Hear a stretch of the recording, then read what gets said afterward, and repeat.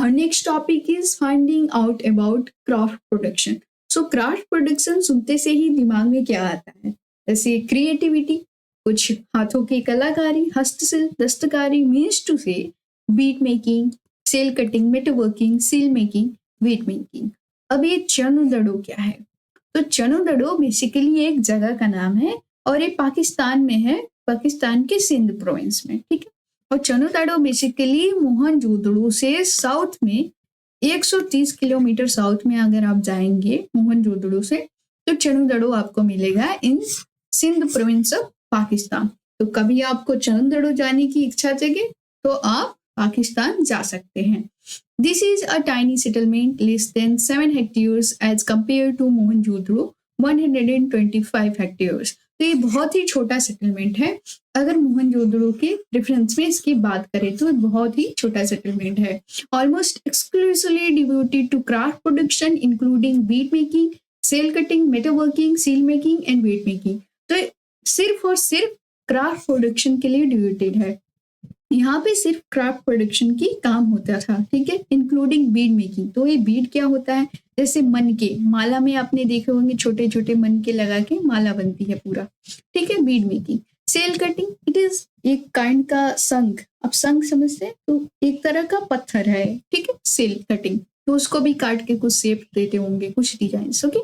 Metal working में जैसे आप देखेंगे मेटल वर्किंग में गोल्ड हो गया, कॉपर हो गया. ठीक है. कॉपर. इफ यू टॉक तो ब्रोंज भी. तो ये तो एक मिक्स्ड मेटल है. It is basically made of copper and teen. I have told you in previous video. तो जैसे आप देखेंगे तो हड़प्पन सिविलाइजेशन को ब्रोंज सिविलाइजेशन भी कहा जाता है क्योंकि उस वक्त में उस दौर में जो है ब्रोंज का इस्तेमाल बहुत बड़े लेवल पे हुआ था. It good level. ओके. तो गोल्ड हो गया, कॉपर हो गया, ब्रोंज हो गया. तो ये मेटल वर्किंग इस पे काम करके कुछ डिजाइन वगैरह क्रिएट करते होंगे उनके लिए जो सुटेबल होता होगा. ठीक है. और सील मेकिंग. तो सील हमने पहले चैप्टर के शुरुआत में भी देखा था कि सील कैसे बनते थे, मुहरे. ठीक है. And weight making. तो वेट मेकिंग क्यों?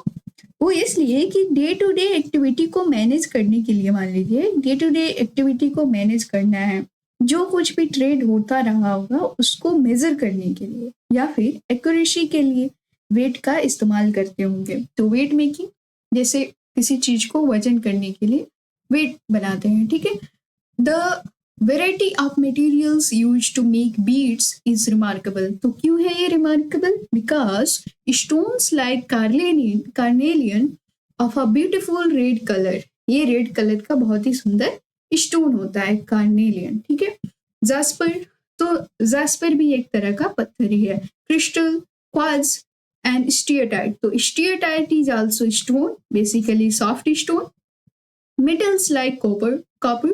तो मेटल में भी आप देखोगे तो कॉपर हो गया, ब्रोंज हो गया, गोल्ड हो गया एंड सिल्क. संक मैंने आपको बताया.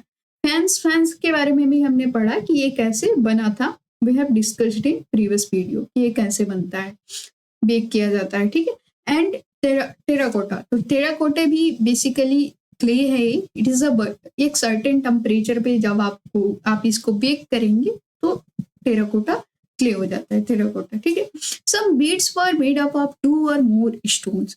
तो कुछ बीड्स जो थे ना वो एक या दो से अधिक स्टोन से बने होते थे. मतलब ये नहीं है कि कुछ बोरिंग टाइप का कि एक ही बीड लगा रखा है. बिल्कुल नहीं. कुछ बीड्स 2 और उससे अधिक स्टोन से बने होते थे. Cemented together. एक ही साथ जुड़े हैं. सोचो उनकी टेक्निक कि उतने हजारों साल पहले की बात कर रहे हैं. 2 से अधिक बीड, अलग अलग तरीके के बीड को दे हैव सीमेंटेड टुगेदर. उसको सीमेंटेड भी किया है. Some of stone with gold caps. यहाँ ही नहीं, उनको कैपिंग भी किया है. तो गोल्ड कैप्स. ठीक है. कैपिंग भी किया है उनको. The shapes were numerous. सिर्फ एक ही शेप का नहीं, बहुत विभिन्न तरह के शेप्स का जो है उन्होंने जैसे विभिन्न तरह की शेप्स में उनको उकेरा है, उनको बनाया है. Disc shape. तो डिस्क शेप क्या होता है? और cylindrical and spherical, barrel shape, segmented.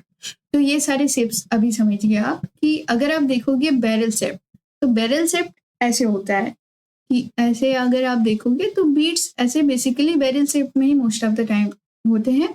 ठीक है. स्पेरिकल, जैसे स्पेरिकल आप देखोगे डिस्क तो ऑलमोस्ट जैसे सेमी सर्कल आप बोल सकते हो, या सॉरी ऑलमोस्ट पूरा स्पेरिकल बोलो, डिस्क शेप्ड मतलब पूरा स्पेरिकल, ठीक है, पूरा स्पेरिकल डिस्क शेप। सिलेंड्रिकल में आप ऐसे देखोगे जैसे पूरा सिलेंड्रिकल शेप का बीड हो गया। तो बीड का ये शेप अगर आप ध्यान रखेंगे ना तो आपको ये चीजें लर्न करने में इजी हो जाएगा कि बैरल शेप में हमने देखा कि इस तरह का बीड हो गया, डिस्क में पूरा पूरा जो है स्पेरिकल आप मान लो, और सिलेंड्रिकल में ऐसे होता है सिलेंड्रिकल, ओके। बैरल शेप में we have seen segmented in the sense कि ये अगर बीड है, ये बीड है तो इसके ऊपर थोड़ी थोड़ी जैसे सेगमेंट्स बना दिए, लाइनिंग पूरा कट नहीं किया, बस सेगमेंट्स बना दिया है। तो ये आपने समझ लिया। सम वर डेकोरेटेड बाय इंसाइजिंग और पेंटिंग, तो इंसाइजिंग और पेंटिंग, और सिर्फ यहाँ तक ही नहीं कि अलग अलग शेप दे रहे हैं, इनको अलग अलग स्टोन्स को दे और सीमेंटिंग टुगेदर, और ऊपर से गोल्ड कैप लगा रहे हैं, साथ ही साथ बहुत सारी शेप्स भी दे रहे हैं, न्यूमेरस शेप्स, और उनको डेकोरेट भी कर रहे हैं, उनको पेंट भी कर रहे हैं, ठीक है। And some had designs etched onto them, और कुछ बीड्स जो हैं उन पे कुछ डिजाइन्स उकेरा गया है, एच्ड मींस उकेरा गया है, उस पे कुछ आकृति को उकेरा गया है, ठीक है। Techniques for making beads differed according to the material, तो जैसे जैसे मान लो कॉपर है या फिर मेटल है, मेटल की अगर बात करें तो मेटल पे जो टेक्निक्स होगी ना हमारे जो बीड को या चीजों को बनाने की, तो डिफर करेगी।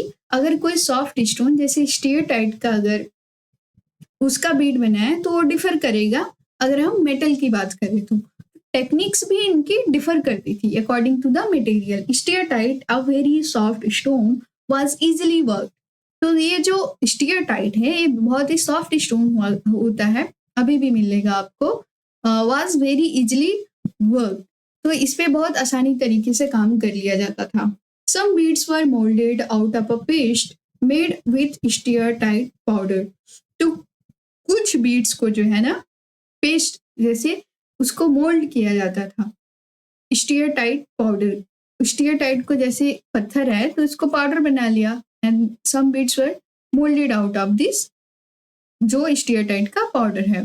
This permitted making a variety of shapes, तो जब आप पाउडर बना लोगे मोल्ड कर लोगे तो फिर आपको शेप्स बनाने में इजी होगा, या फिर आप कोई भी शेप दे सकते हो। अगर किसी रोफ का पाउडर बना लिया ना तो you can give any shape, अब कुछ भी बना सकते हैं आप। This permitted making a variety of shapes unlike geometrical forms made out of harder stone, यहाँ तक कि नहीं कि सिर्फ सॉफ्ट स्टोन, जो हार्डर स्टोन भी था उससे भी ज्योमेट्रिकल शेप, या अभी अब आपने देखा था कि डिस्क शेप या बैरल शेप और भी तरह की शेप्स को और भी आकृतियों को बनाया जाता था। How the steatites microbeads was made remains a puzzle for archaeologists studying ancient technology, तो वो अभी आर्कियोलॉजिस्ट क्या बोल रहे हैं कि अभी देखो इनके लिए भी ये पजल है, ये भी अभी कंफ्यूज हैं कि स्टीयरटाइट जो कि इतना सॉफ्ट स्टोन है उसको उसका माइक्रोबीड, उसके इतने छोटे छोटे माइक्रोबीड्स जो हैं इन्होंने बनाए कैसे, हरप्पन्स ने बनाए कैसे, इट इज पजल। इनके लिए भी ये दे आर ऑल्सो परप्लेक्स्ड, ये भी कंफ्यूज्ड हैं इसमें, ठीक है।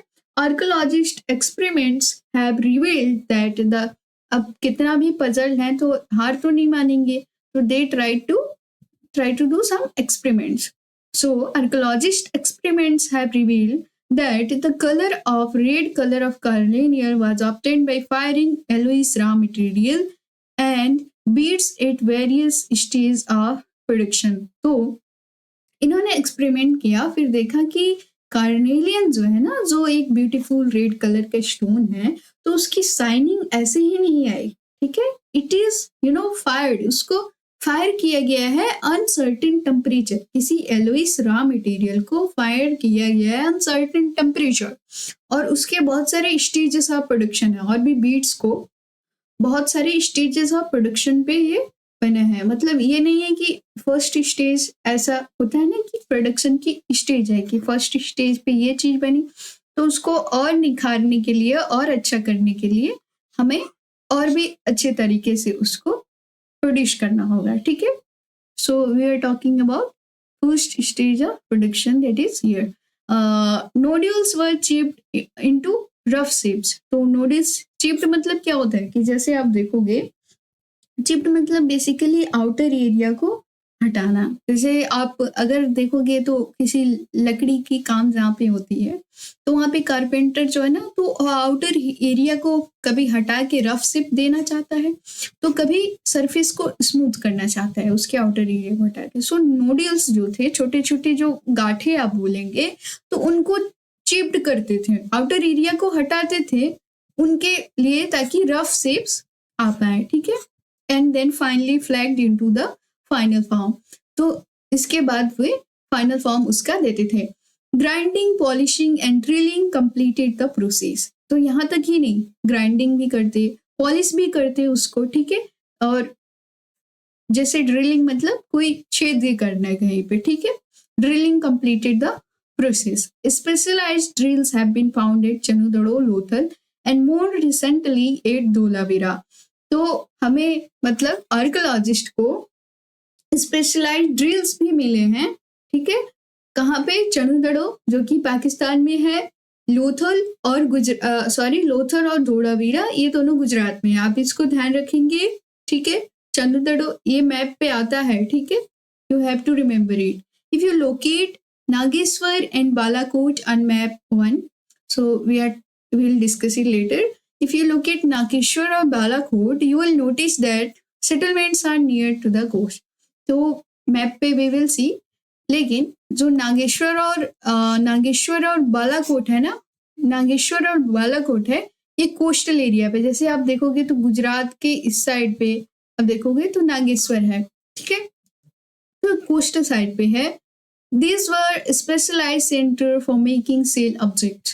तो नागेश्वर और बालाकोट, तो सेल आप कहाँ पे देखते हो? ये इजिली अवेलेबल होगा कोस्ट के पास ही। तो सेल जो एक पत्थर है वो तो समुद्र में ही, जैसे आप देखोगे तो ऐसा पत्थर है कि वहीं पे पाया जाता है।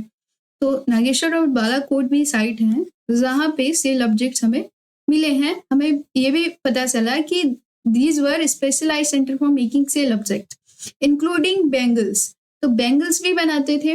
लेडल्स, जैसे आप देखोगे ना तो सेल ऑब्जेक्ट्स का बैंगल्स भी बनता है। अभी के दौर में भी आप देख सकते हैं, और पहले भी जैसे हड़प्पन्स भी बनाते थे। लेडल्स मीन्स जैसे करछी, बड़ा चम्मच, आप जानते ही हैं। एंड इनले बेसिकली जैसे किसी भी सरफेस के ऊपर लगाई जाने वाली सजावटी चीज, या फिर बोल सकते हैं इट कैन बी स्टोन। मान लो कोई सरफेस है, किसी चीज का सरफेस है, उसके ऊपर आप छोटे छोटे स्टोन लगा देते हो, सजावटी कोई चीज लगा देते हो, तो उसको हम इनले बोलते हैं। वी ऑल नो दैट, ठीक है। तो we were talking about inlay and ladles which were taken to the other settlements. तो यहाँ तक ही नहीं कि जहाँ पे बनता था वहीं पे वो चीजें नहीं रहती थी, ये ट्रेडर्स बोलो या फिर ये खुद बना करके जो है कि अलग अलग सेटलमेंट्स में ले जाते थे। इसको सेल करने के लिए ही ले जाते होंगे, या फिर जो भी करते हैं, पर अलग अलग सेटलमेंट्स में ले जाते थे, ठीक है। Similarly it is likely that the finished products such as beads from Chanhudaro and Lothal were taken to large urban centres such as Mohenjodaro and Harappa. तो ऐसे ही अगर आप देखेंगे तो जो फिनिश्ड प्रोडक्ट है, जो अच्छे तरीके से बना दिया है, उनके जाने में जो बना दिया है अच्छे तरीके से, जैसे बीड्स हो गया, तो चनुदड़ो लोथल जहाँ पे ये प्रोडक्शन हो रहा है, यहाँ से बड़े बड़े शहरों में, जैसे अभी भी आप देखो तो जैसे विलेज में आप देखेंगे या फिर कहीं छोटे सेटलमेंट्स में कोई काम हो रहा है, तो अगर हम इस तरह से बनाते हैं ताकि वो बड़े सेटलमेंट्स में भी लोगों को काम है, अर्बन सेंटर में भी लोगों को काम है, ठीक है। तो वैसे ही ये लोग मोहनजोदड़ो जैसे बड़े शहर या हड़प्पा जैसे बड़े शहरों में ले जाते थे। We are moving to the next topic. इसी का सब टॉपिक है, that is identifying centres of production. In order to identify centres of craft production, तो सेंटर्स ऑफ क्राफ्ट प्रोडक्शन को आइडेंटिफाई कैसे करते हैं आर्कोलॉजिस्ट, इस पे हम बात करेंगे। तो कोई भी कैसे आइडेंटिफाई करेगा? जैसे मान लो कि हमें कैसे पता चला कि इसी सर्टेन लोकेशन पे या फिर लोथल में ही, चनुदड़ो में ही ये काम होता था, हमें कैसे पता चला? So in order to identify the centre of craft production, archaeologists usually look for the following. तो कुछ चीजें हैं जिसको ध्यान में रख के आर्कियोलॉजिस्ट आइडेंटिफाई करते हैं कि ये सेंटर ऑफ क्राफ्ट प्रोडक्शन रहा होगा। Raw material such as stone, nodules, shells, copper और टूल्स। जैसे रॉ मटेरियल जहाँ पे होता है वहीं पे तो हम कोई अपना प्रोडक्शन सेटअप लगाते हैं, ठीक है, जहाँ पे रॉ मटेरियल हमें इजीली अवेलेबल हो, ठीक है। तो रॉ मटेरियल देखा कि हाँ रॉ मटेरियल है, जैसे तरह तरह के स्टोन नूडल्स हो गए, सेल्स हो गए, ठीक है, कॉपर हमें मिला, टूल्स हो गए। अनफिनिश्ड ऑब्जेक्ट, ध्यान रखिएगा ये एग्जाम में आता है, तो इसको आप पॉइंट वाइज लिखेंगे। You will have to frame answer like this कि कैसे वो आइडेंटिफाई करते हैं। तो नोट्स में भी आपको ये लिखना है कि पहला तो है रॉ मटेरियल, इसमें क्या क्या चीजें आ जा रही हैं। अनफिनिश्ड ऑब्जेक्ट दूसरा है। अनफिनिश्ड मतलब कि आप जाओगे कहीं, जैसे लकड़ी का काम कहीं पे हो रहा है तो वहां पे कुछ चीजें अनफिनिश्ड भी रह जाती हैं, ठीक है, अनफिनिश्ड भी रह जाती हैं जिसको नहीं बना पाया है, नहीं बना है, ठीक है। Rejects and waste material, rejects भी होते हैं, जैसे कुछ चीजें अगर बना दी है, मान लो यहाँ पे चेयर या फिर कुछ बना दिया है तो उसके वेस्ट भी तो बच जाते हैं ना, उससे जो काट के एक्स्ट्रा चीजें निकालोगे आप तो वेस्ट भी बच जाएगा, रिजेक्ट्स भी बच जाएंगे, ठीक है। In fact waste is one of the best indicator of craft work. और तो और वेस्ट जो है, जो चीजें बच जा रही हैं कि इस चीज से ये निकला है, तो उससे हम बेहतरीन तरीके से ये पता लगा पाते हैं वेस्ट से कि कौन सा क्राफ्ट बना होगा, ठीक है। फॉर इंस्टेंस, जैसे कुछ केसेस में इफ सेल और stone is cut to make objects then pieces of these materials will be discarded. जैसे कुछ केसेस में आप देखोगे तो सेल एक ऐसा पत्थर है ना, ऐसा चीज है जिसको अगर आप कट करके कुछ मटेरियल बना रहे हो, कुछ ऑब्जेक्ट बना रहे हो, तो उसका जो वेस्ट है ना, उसका हम रियूज जरूर से नहीं कर पाते हैं, ठीक है, नहीं कर पाए होंगे हड़प्पन्स, ठीक है। कुछ स्टोन्स को अगर कट करके, कुछ पर्टिकुलर स्टोन्स को कट करके कोई चीज बना रहे हो तो उसका वेस्ट जो बचेगा ना, उसको रियूज करना is not that means easy, ठीक है। तो वो वेस्ट जो चीजें है ना, उससे हम बहुत अच्छे तरीके से पता लगा सकते हैं। Then pieces these materials will be discarded, तो वो जो मटेरियल्स बच गया है वेस्ट, उसको हम छोड़ देंगे, डिस्कार्ड कर देंगे, ठीक है। तो वहीं पे जहाँ पे प्रोडक्शन हो रहा है वहीं पे वो डिस्कार्डेड था। Now sometimes larger waste pieces were used up to make smaller object. मान लो कोई ये चीज हमने बनाई, ठीक है, इसमें से भी इतना बड़ा वेस्ट पीस निकल गया, हमें लगा कि ये काम का है तो हमने इससे कुछ और चीज बना दी, ठीक है, कुछ और चीज बना दी। तो जो लार्जर वेस्ट पीसेस थी उसको स्मॉलर ऑब्जेक्ट्स बनाने के लिए हम यूज कर लिया करते थे। But many skills bits were usually left in a work area. पर जो छोटे छोटे चीजें थी बच जाती थी, उसको उसी एरिया पे छोड़ देते थे जहाँ पे काम होता था।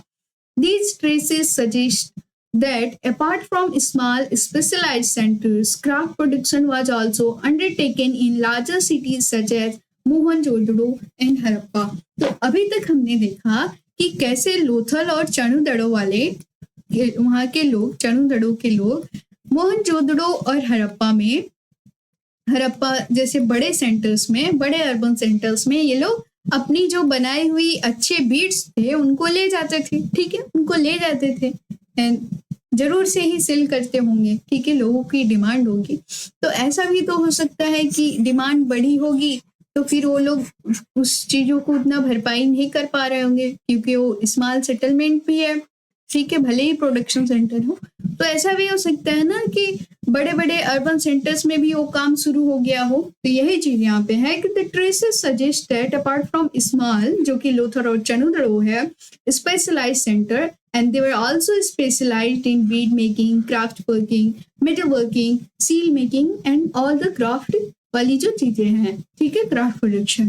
तो ये जो क्राफ्ट प्रोडक्शन है ये बड़े शहरों में भी होने लगी होंगी, ऐसे ट्रेसेस हमें मिले हैं, होती थी, ऐसे ट्रेसेस हमें मिले हैं, ठीक है।